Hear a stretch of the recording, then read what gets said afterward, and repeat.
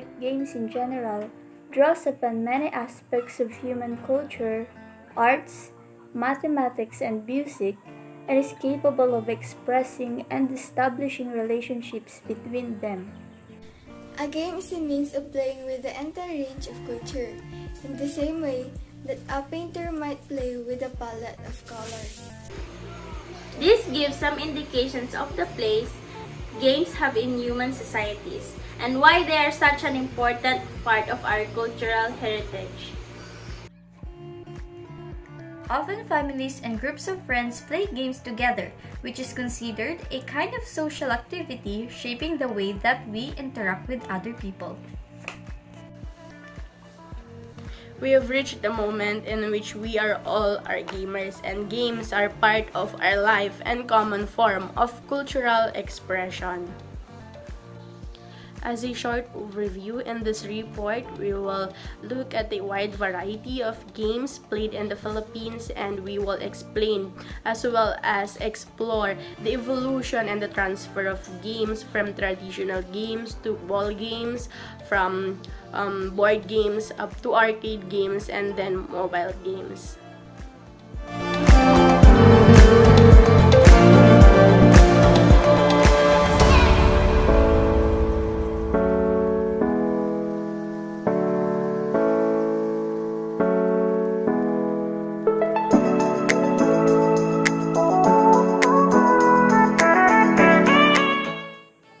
Good afternoon to everyone.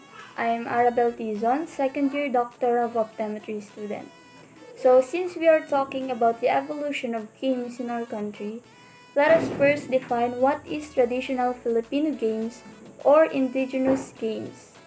So these are the games that are commonly played by children using native instruments or materials. Dito lumalabas yung pagiging creative ng mga Filipino youth. Kasi diba noon, limited resources lang ang meron tayo since hindi pa naman ganun ka-advanced ang technology natin noon, unlike now. So, they usually invent games without the need of anything but the players themselves or any materials that can be seen in our surroundings. So, the Samahang Makasinang, also known as Makasinang, together with the help of National Commission for Culture and the Arts, coined and popularized this as laro ng lahi. Ang main objective nila is to impart these Filipino games to the youth since hindi lang naman physically magbe-benefit ang mga kabataan dito, but also mentally and socially. So what are the most common traditional games played by children back then? First is yung patintero, tumbang preso, luksong baka, which is specifically nag-originate sa province of Bulacan. Next is Piko, which is isang sikat na laro talaga dito sa atin, but hindi lang pala dito sa bansa natin sikat ang larong ito, but also in many parts of the world. But yung mga rules and mechanics is magkakaiba rin bawat bansa. It is thought that the origin may be from Romans or Chinese, and the earliest record was in 1677 in Poor Robin's Almanac with the name Scotch Hoppers. So, the next game is the Chinese Garter and is called Chinese Jump Rope in other countries. It originated from China in the 7th century. Nilalaro nila ito before yung celebration nila ng Chinese New Year. It was passed from generation to generation hanggang sa naging sikat na rin siya in other countries including the Philippines. So next na mga laro is Langit Lupa, Dampa, Tex, and Holen or Jolen. Then another popular traditional game is the Saranggola. So this is invented in Asia, pero yung exact origin can only be speculated. The oldest depiction of a kite is from Mesolithic period cave painting in Muna Island, Southeast Sulawesi, Indonesia, dated from 9,500 to 9,000 years BC.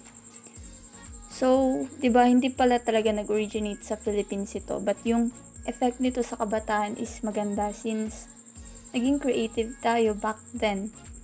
I don't know kung kayo rin, pero kami dati ang ginagawa namin saranggola is from plastic bags. Kinakat namin sa gitna para maging square siya, and nilalagyan namin ng stick galing sa walis tingting na nagsiserve as support. Tapos kukuha na lang ng mga tali like nylon, then gawa na yung saranggola. So ayun. Next is the hand clapping games like bahay kubo and nanay tatay. The earliest hand clapping game is in Europe and was first documented in 1698. So yung mga last na laro is yung pitik bulag and agawan base.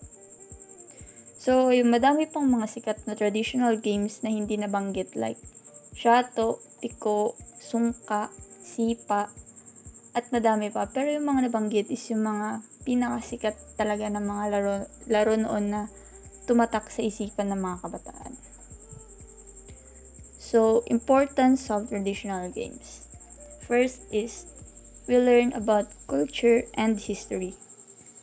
Traditional games reflects aspects of our cultural values and behavioral norms and were used to reinforce them.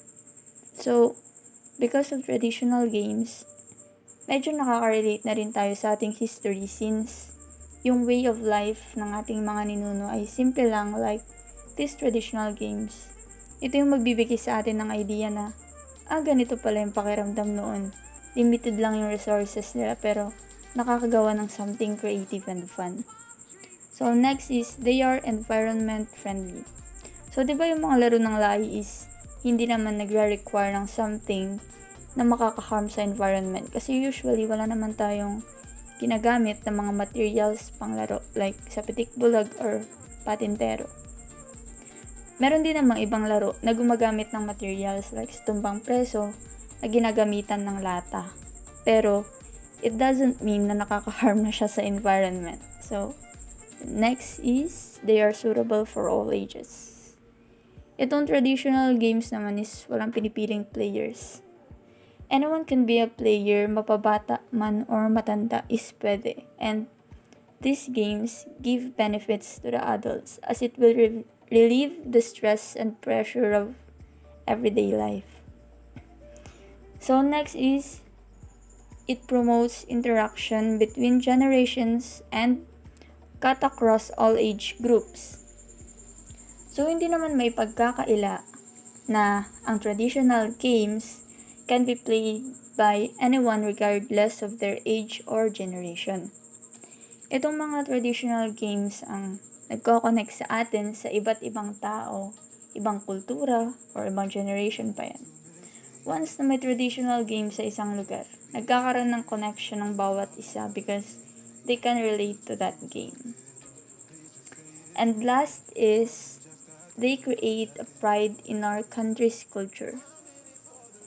These traditional games are part of our intangible heritage and a symbol of the cultural diversity of our heritage. Kapag sinabi nating laro ng lahi or traditional games, mararamdaman talaga natin na parte na siya, hindi lang ng pagkabata natin, pero parte na siya ng ating kultura. And also because of these games, it allowed us to better understand our roots and give us a clearer sense of identity and belonging. Importance of playing traditional games. Playing indigenous games not only improves physical development and brain stimulation. We get to experience and let our imagination wander. We also learn social skills because most of these games are played in a group. They also learn and understand rules and learn to play to win and to lose. Kung iisipin natin mabuti, parang dito tayo nagsimulang natuto ng realidad sa buhay. Dito natin natutunan kung paano makihalubilo at makibagay sa iba. Dito natin natutunan ng unang panalo at paano tanggapin ang unang pagkatalo. Isa sa mga bagay or isa sa mga dahilan kung ano tayo ngayon ay dahil sa mga values na natutunan natin sa mga larong ito. Somehow, it made us stronger and wise. Truly wonderful, traditional games has already marked a special place in our hearts. Although at present, it is facing several adversity as these games are overshadowed by modern games. Indeed, time changes rapidly, but one thing we can do is to start introducing and promoting these old practices to the younger generation. In a way, we can help of instilling in them a sense of history. I am Jaime Rosario and I'm going to discuss about the popular ball games here in Philippines, the basketball and the volleyball. In popular ball games, we have basketball and volleyball. I don't know of any other barangay here in the country where there is no basketball or volleyball court.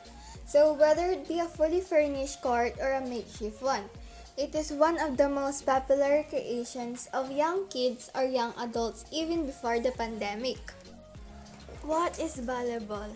Volleyball is a ball game that is steadily gaining worldwide popularity as is shown by the development of so many recreational, industrial, city, and church league.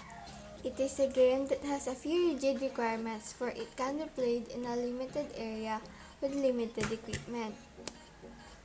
In 1895, William G. Morgan, the physical director of the UK, Massachusetts Young Men's Christian Association or YMCA invented the game of volleyball because Morgan felt that an indoor game was needed to provide his business classes the opportunity. In 1900, a special ball was designed for the sport. Yung unang ginagamit na bola before sa volleyball was too light, kaya tinay din nilang gamitin yung bola sa basketball. And it is interesting to note that the official volleyball used today closely resembles the original ball by Spalding. And then in 1910, volleyball was introduced in Philippines.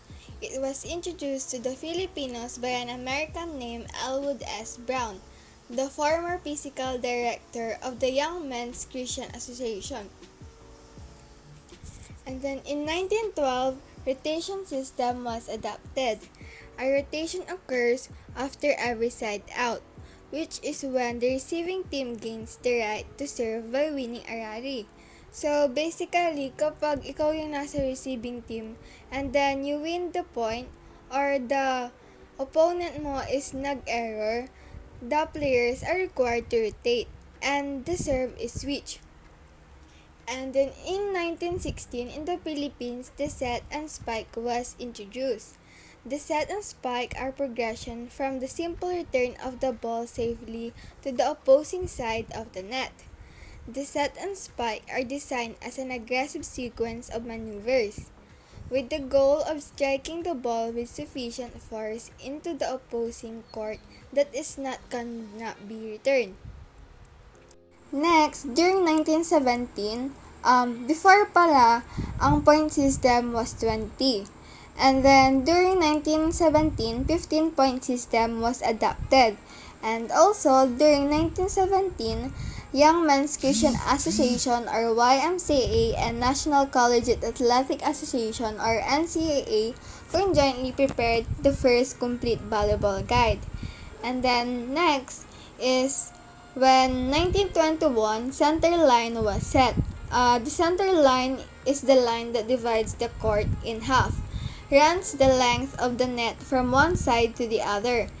And in 1922, each team was allowed to play a ball 3 times successively at maximum in its own court. This idea was introduced in the Far Eastern rules, and back row attack rules was also instituted. And then in 1923, side of the court was set at 30 feet by 60 feet. Next, during 1926, even though volleyball was being played by many girls and women, soon after it was devised, special rules were not published until 1926. 1928, the United States Volleyball Association, which governs volleyball, was organized, and now publish an annual official rule book and reference guide which helps standardize volleyball throughout the United States. And also, during 1928, the first national championship was organized in Chattanooga, Tennessee. And then in 1947, the International Volleyball Federation was formed or founded. And then in 1964, volleyball was recognized as an Olympic event for women in Tokyo. What is the basketball? The basketball is just like the volleyball. It is a ball game that is steadily gaining worldwide popularity as is shown by the development of so many recreational, industrial, city, and church league. It is a game that has few rigid requirements for it can be played in a limited area with a limited equipment. The basketball was invented by Dr. James Naismith in 1891. He is a Canadian-American physical education professor and instructor at the International Young Men's Christian Association Training School or YMCA in Springfield, Massachusetts. In 1840, actual basketball was invented. Kasi yung unang bola na ginagamit sa basketball is yung bola sa soccer until 1840 when an actual basketball was invented. The basketball was slightly smaller, about 30 inches in diameter. And then next, by 1906, the pitch baskets were replaced by metal basket with holes in the bottom. Kasi the first basket that were used were two pitch basket that were hung from the balcony of the gym. And then next, in 1913, a hoop with a net was invented. So the basket could fall freely to the ground. In 1893, the backboard was invented. Due to the over spectators interfering with the basketball, the backboard was invented. The first backboard was constructed out of wire mesh, and then wood, and now it is made out of glass. So the backboard does not interfere with the viewing of the game. And then 1898 to 1900, United States introduced the sport of basketball through the YMCA in the Philippines. And next is, in 1913, first Philippine national basketball team was formed. And during 1936, basketball was listed as an Olympic sport of the first game. The Philippines entered a men's basketball team for the games and finished fifth in the games following the 4-1 record. Their only loss coming against the United States in the quarterfinals of the competition. And in 1951, the Philippines won the first ever gold medal at the Asian Games held in New Delhi, India. And then next is 1960. The Philippines won the first ever Asian Basketball Confederation. Carlos Bajon was named the first ever FIBA Asia Most Valuable Player. And then in 1977, the Philippines won the first ever Southeast Asian Games basketball gold medal. And then in 1985, the Philippines captured the 9th William Jones Cup Championship. And then in 2013, Philippines Gilas Pilipinas ended second place in the FIBA Asia World Cup. Hi, I'm Mary Jonamel Sanchez Papa, Doctor of Optometry second year, and my topic is board game. What is board game? Any game played on the board, especially one that involves movement of pieces on the board. Who invented the first board game? The earliest known board game are 5,000 years old and were played by the Egyptians. Various types of technology advanced board games are the chess, Scrabble, snakes and ladders, Monopoly, and more. So, ang example natin is chess. What is chess? Chess is a two-played board game that is employable and competitive. We got to distinguish it from kinder game Yankee. It is sometimes referred to as like term or international chess. Why was the chessboard or other board games invented in a mobile app? For me, in today's age where technology has broadened the universe, our works has become easier because technologies can do something such as communicating with your loved ones, making friends with the people around the world, and sharing positive vibes. And lastly, they have innovated other games such as chess and more. Chess is a board game that can be played with friends and families. And when playing chess in a mobile app, you can play offline, even if you don't have a friend to play with, because they already programmed a player which represents the player number 2. Hi, my name is Guia Ruth C. AVELINO, second year Doctor of Optometry. So, ang aking topic is about arcade games and console games. I-discuss ko yung history ng arcade games at mga types of console games at yung mga sikat na video games dito sa Pilipinas. At paano naging popular culture ang isang video games. What is arcade game? An arcade game is a coin-operated entertainment machine typically installed in public businesses such as restaurants, bars, and amusement arcades. Ang arcade game ay isang game machine na mahahanap sa mga public places katulad ng malls, restaurant, bars, and amusement arcades kung saan siya ay coin-operated. Ang arcade games are usually video games, pinball machines, or electromechanical games. Susunod naman, ang arcade games history. So una-una yung the first few coin-operated pinball machines, late 1930s. The arcade gaming scene started out as early as the late 1930s with the first few coin-operated pinball machine. Example si Buffalo Ball created in November 1931 and Ballyhoo nung created in January 10, 1932. Sumunod naman si early electromechanical games, 1940s to early 1960s. From mechanical arcade games to electromechanical games dates back to around the time of World War II, with different types of arcade games gradually making the transition during the post-war period between the 1940s and 1960s. Examples is the Flipper at Drive Mobile.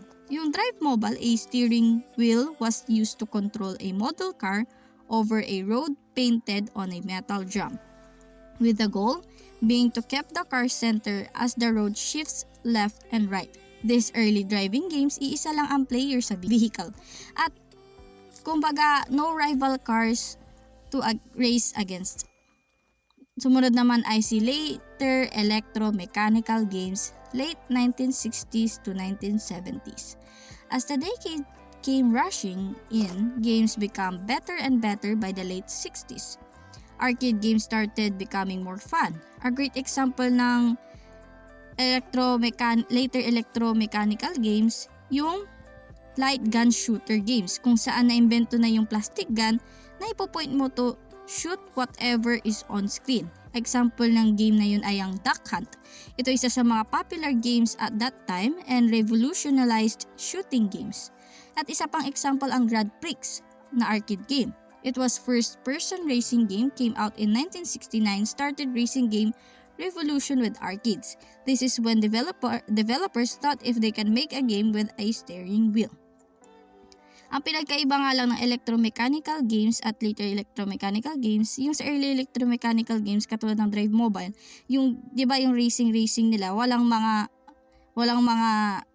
rival na walang kakompetensya. Kumbaga sa later electromechanical games, meron ng kakompetensya yung magpi-play ng game katulad ng Grand Prix.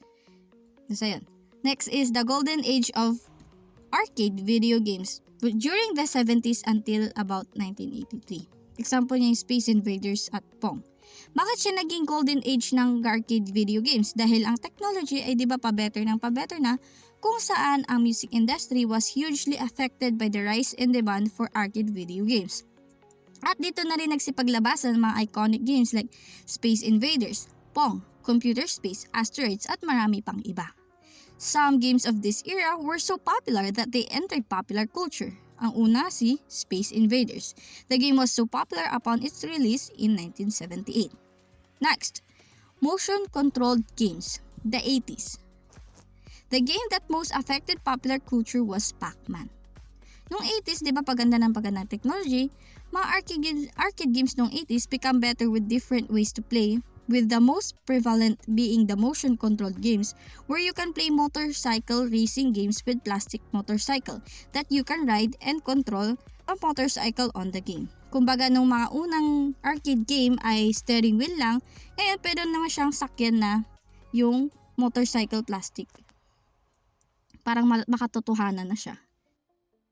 Next is competitive fighting games, early 90s. The competitive fighting games in the early 90s era when the Capcom introduced Street Fighter 2 to the world. In the mid-90s, mga tao ay nabawasan ng interest sa arcade games dahil mga laro sa ibang arcade games were slowly being ported over to home consoles, which is gain popularity kasi mas mura na siya at easier to play games than going to nearby arcade or food chain or amusement arcades. Example nung competitive fighting games ng early 90s ay yung Street Fighter 2, 1991, sikat na sikat yan. At Tekken 3, 1997 at Marvel vs. Capcom. Sumunod naman ang console games. So what is console games? Console games are more commonly referred to as video games. They are played on a video device specially made for game play called a video game console. The player interacts with the game through a controller, a handheld device with buttons and joysticks or pads. Dahil sa pag-embento ng console games, hindi mo na kailangan pumunta sa mga amusement arcades para makapaglaro ng video games dahil pwede mo na siya malaro sa bahay lang. Sumunod naman yung types of console games. Atari 2600. Atari second generation video game console kung saan pwede mo na malaro ang Pac-Man, Combat, and Space Invaders sa bahay lang. Next is Nintendo Entertainment System. Example ng Nintendo Entertainment System, yung family computer na sikat noon. So, Nintendo Entertainment System, it is the third generation home video game console based on an 8-bit architecture featured legendary and groundbreaking games such as Super Mario Bros., The Legend of Zelda, and Metroid. Nintendo first handheld electric game console has a single game to be played on an LCD screen. Sumunod naman ang PlayStation. The first was the PlayStation released all the way back in 1995. A video game console is a piece of hardware specially designed to play video games. Next is brick game. Ito ay gaming device na lalagyan mo ng batteries and equipped with a number of pre-installed game at ang screen niya ay black and white o monochrome. Traditional LCD electronic game that displays games in 10 by 20 grid screen. Example na sikat na brick game ay ang Tetris. Sumunod naman ay ang Game Boy, 8-bit handheld game console developed and manufactured by Nintendo. Ito pa yung may ini-insert na bala na games para makalaro ka. Example ng games sa Game Boy na sikat noon, ang Super Mario, Pokemon, Kirby's Dream Land at marami pang iba. Sumunod naman ang Xbox, released in 2001. It was a Microsoft first foray into the gaming console market. Xbox is a gaming console brand developed and owned by Microsoft. Ito ang game console ay pwede mong i-connect sa television or other display media. Xbox provides realistic graphics for games. As consoles in the Xbox lines include Xbox, Xbox 360, and Xbox One. Example ng mga sikat na games sa Xbox, mga Assassin's Creed, The Sims, Grand Theft Auto, or GTA. Next, Nintendo DS. Nintendo's first-hand gaming console with a clamshell form factor features dual screen, one regular LCD, and one touch screen and stylus. Among the popular games ay Mario Kart DS and Pokemon. Sumunod naman PlayStation Portable. The PlayStation Portable or PSP is a handheld console game. Example niya rin ng mga sikat na game ay ang Grand Theft Auto Vice City, Grand Theft Auto Liberty City, Tekken 6, Persona 2, Innocent Sin at marami pang iba. So yung mga examples ng mga console games. Next is popular video games in the Philippines. So nagbigay ako ng 10 examples ng popular video games sa Pilipinas katulad ng Super Mario Bros, Sonic the Hedgehog, Pokemon, Marvel vs. Capcom, Taken, Final Fantasy, Tetris, Pac-Man, Metal Slug, and Space Invaders. Ito ang mga games na to ay kilalang kilala ng mga millennials dahil ito yung makapanahunan nilang laro nung sila ay bata pa. Video games as popular culture. Video games, as we have distinguished, are popular culture and as such reach out to majority audience through a very powerful medium of digital interactions. Games have become more accessible medium dahil meron ng home console, handheld consoles at internet. Video games has become a popular culture with an older generation as much as being youthful pastime, increasing the interactive mediums hold as a popular culture to today's. Katulad na nabanggit ko kanina, some video games ay were so popular that they entered popular culture. For example, yung Space Invaders. Isa pang game that most affected popular culture was Pac-Man.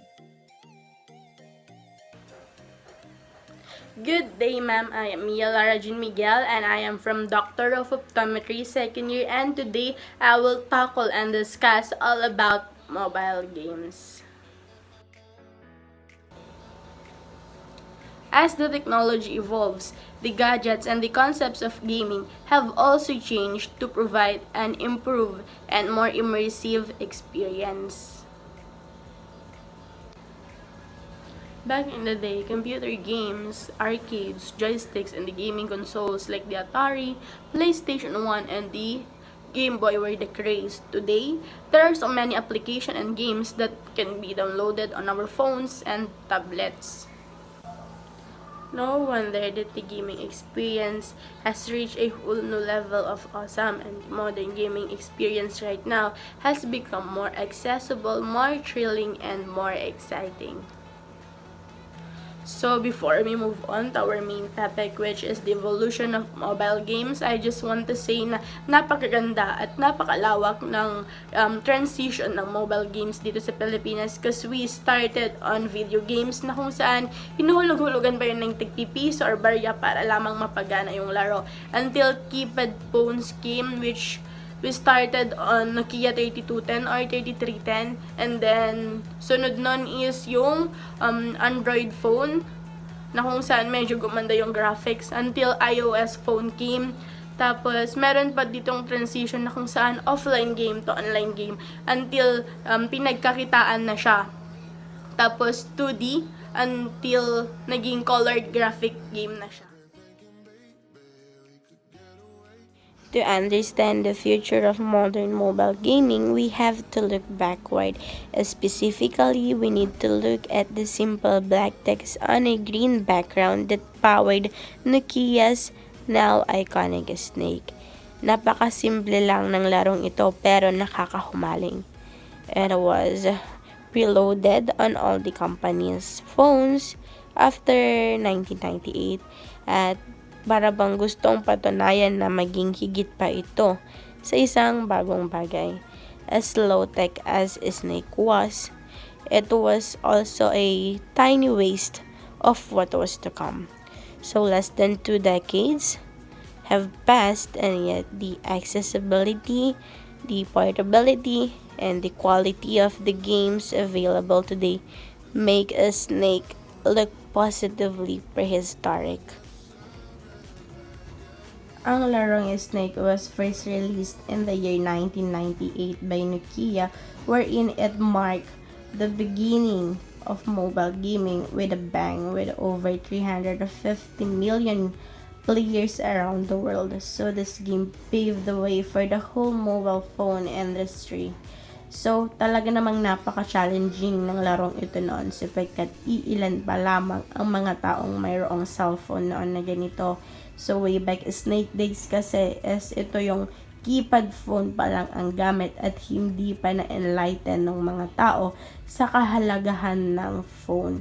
So ang larong ito ay nagsilbing isang pamatay oras ng mga tao noon, and it becomes their leisure time. when waiting for some text or for some call.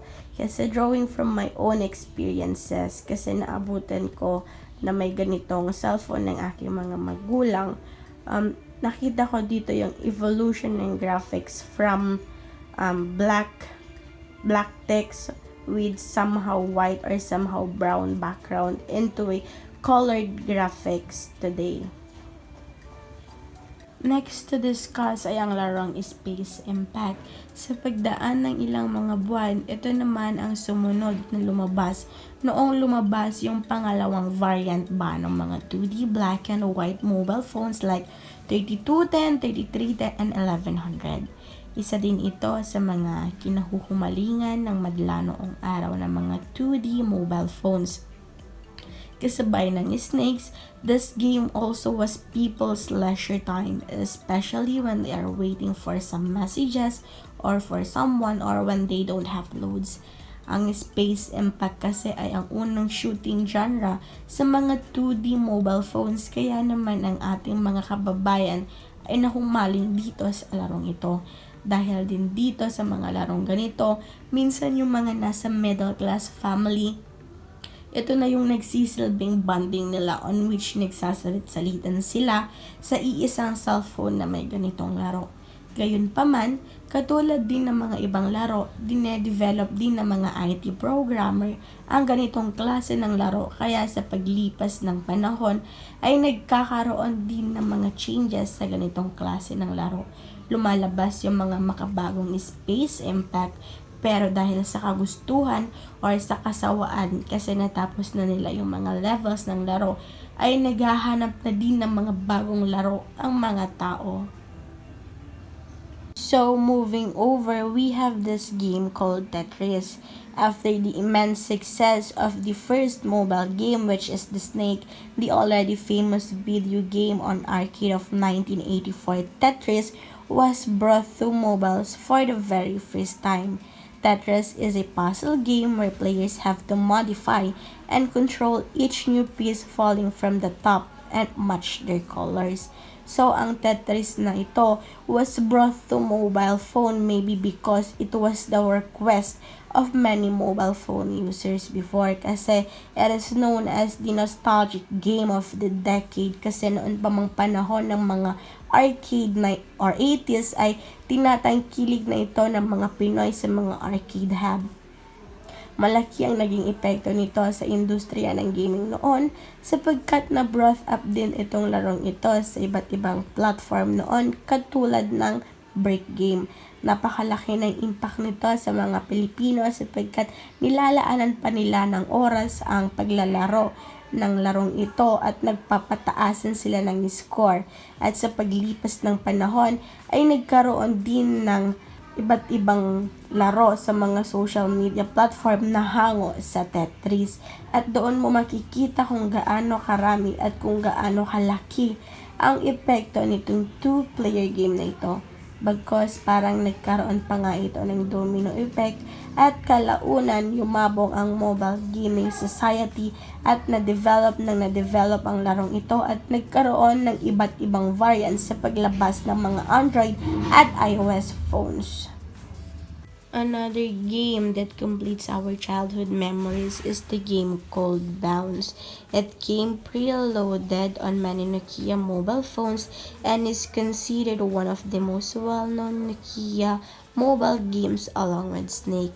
Dumating ang Bounce noong lumabas ang mga colored na cellphones at dito na rin nahumaling ang mga high school student noong araw sapagkat ang mga estudyante ay nagpapataasan ng level hanggang sa umabot sa puntong nalaman nila na may cheat para hindi na ma-out of lives. Ilang taon din itong sumikat kasabay ng Space Impact at Snake.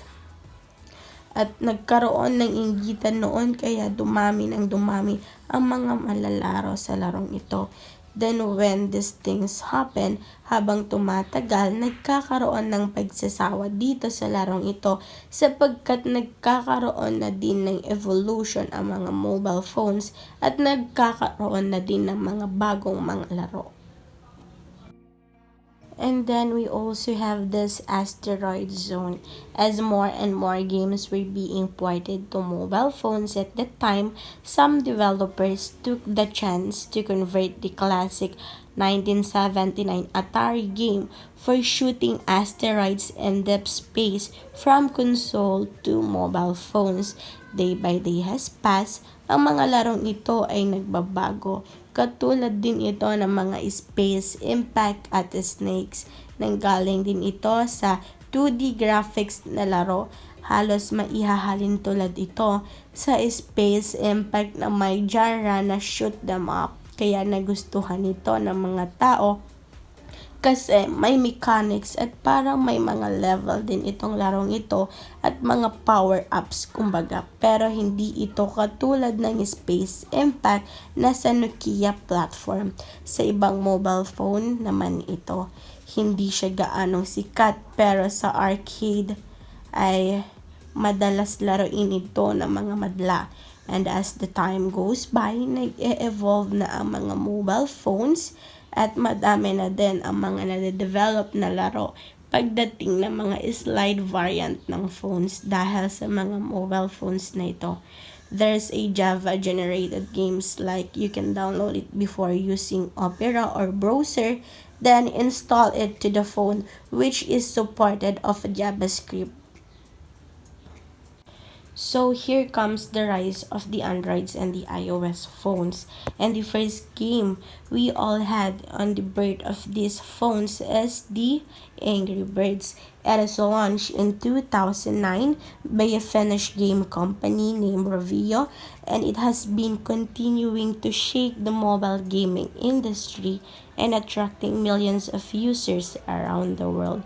With this game and its focus on real-life physics, mobile games transformed to something more realistic and something that we witness in our daily life. And some of the people were addicted to this game. At some point, we adopted some graphics of Angry Birds and they are putting it into bedsheet and kids apparel. Makikita yan sa daan na magpasa hanggang ngayon ay mayroon pa din. Next in the Angry Birds is the Temple Run. And talking about addictive, Temple Run really stole the crown for the title with millions of players sticking to their phone, swiping their screens in all four directions. At dito na nga nagsimula yung mga taong sobrang nahumaling sa Temple Run na hanggang sa maabot nila ang gusto nilang score ay hindi nila ito titigilan.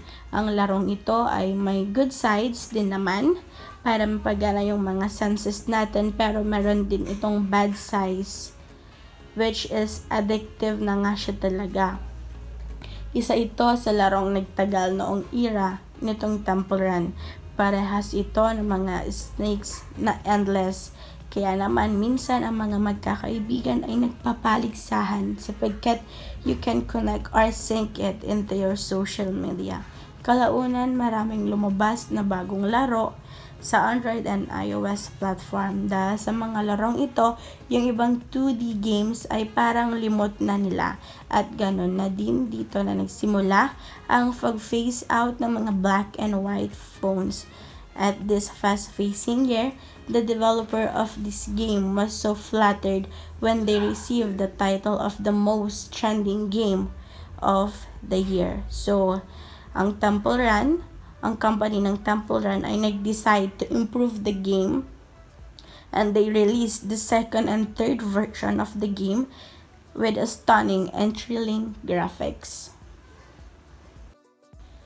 And right after the Temple Run is the Plants vs. Zombies.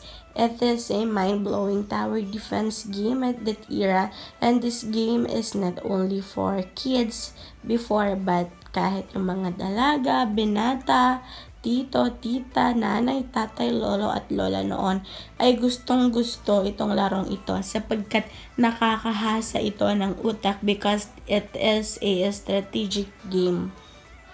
Naging sikat din itong larong ito kagaya ng Angry Birds noon at naging rival din sila sa People's Choice Award noon. May mga phases kasi itong larong ito na mas nahumaling ang mga netizens noon kasi na-develop ang larong ito hanggang sa nagkaroon ng ibang mga game modes na talaga namang nagustuhan ng mga tao. Kaya naging sobrang sikat itong larong ito. Though marami na siyang kasabayang laro, pero ito pa rin talaga ang tinatangkilik ng mga tao sapagkat pagdating sa mobile game, ito ay user-friendly game. And we also have this Candy Crush Saga game. Candy Crush Saga is one of the most popular free-to-play puzzle games out there. It is loved by people of all age groups because the game's puzzles are really simple and fun to play. People love to spend hours into this game, and some of its players even say that the game is really addictive. Yes, totoo yan, drawing from my own experiences. At sobrang nakaka-addict kasi yung mga sound effects. And so far, maganda ang effects ng mga candies. And the graphics was so catchy. Like, delicious. The game was the winner of the People's Choice Awards for Favorite Mobile Game in 2016. And several sequels have released after the initial success of the game, and the further installments include games like Candy Crush Soda Saga, Candy Crush Jelly Saga, and Candy Crush Friend Saga. These games brought the much needed refreshment to the genre of puzzle games, and ito yung pinakagusto ng mga taong nagtatrabaho sa mga opisina noon, at na-brought up din ito sa mga social media kaya naging sobrang sikat din ito noon. And we also have this Clash of Clans, or mas kilala sa tawag na COC. It is when all the genres of games were making their way into our pockets, there was one genre which got left out in the competition. So sa larong ito, people could form their own villages, join clans, and fight for their virtual land anytime with anyone around the world. So this superb connected gaming once again remind us that mobile phones were meant to connect us to people who were thousands of miles away.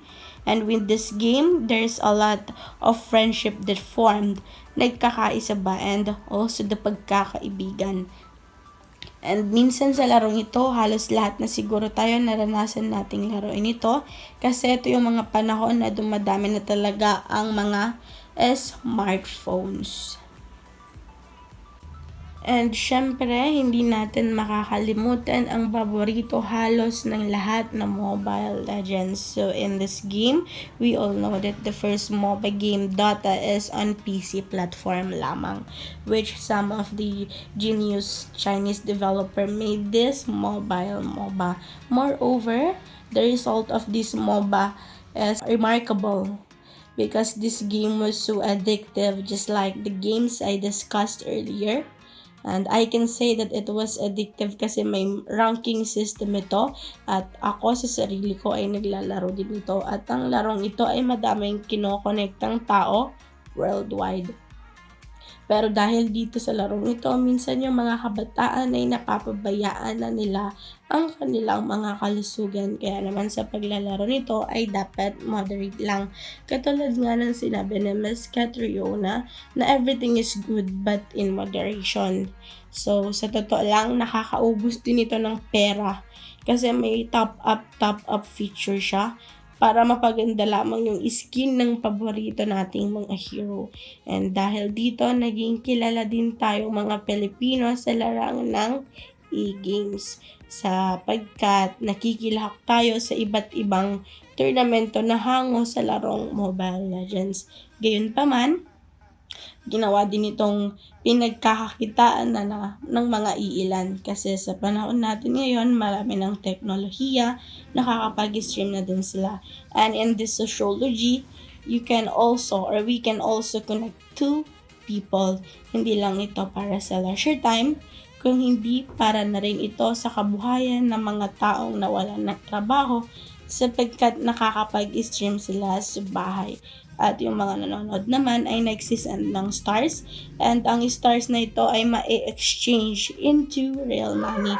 Napakaganda nitong larong ito, lalo na kapag pamilyado yung tao and nasa malayo siyang lugar at hindi man lang niya makalaro physically yung mahal niya sa buhay, kasi pwede silang maglaro virtually. And sa larong ito, madaming nabuong samahan because of its user-friendly interface. So the last game we have here is the Call of Duty Mobile. It was first released in alpha on December 15, 2018 for Android systems only in Australia, and at launch, the game was not available in Belgium, mainland China, and Vietnam. And on April 2020, the game was released in Vietnam, and on December 25, 2020, the game was released in China. And as of May 2021, the game surpassed 500 million downloads and generated over $1 billion. So imagine that $1 billion converted into Philippine money. So it can be seen as somewhat of a spiritual successor to Call of Duty Online due to a similar approach of a mega game, and as the former had, along with taking several weapons and various other things from the former. And this online game, dito mo mararamdaman ang bilis ng pag-transition ng mga laro from PC platform into mobile. Gawa ng sobrang dami na ring magagaling na developer siguro sa mundo, and ang larong ito ay madaming nahumaling sapagkat ito ay matatawag nating mass culture. Kasi pinuproduce ito based sa request ng mga online gamers from PC. So sa bilis ng pagdami o paglobo ng magagandang mobile phones, ganun na din ang mobile games. As a conclusion, mobile games themselves are relatively modern form of entertainment. It is also a form of media that is often associated with negative health consequences. However, when games are played in moderation and with mindfulness, they are a viable source of stress relief as well as a catalyst for mental health improvement and development of social skills.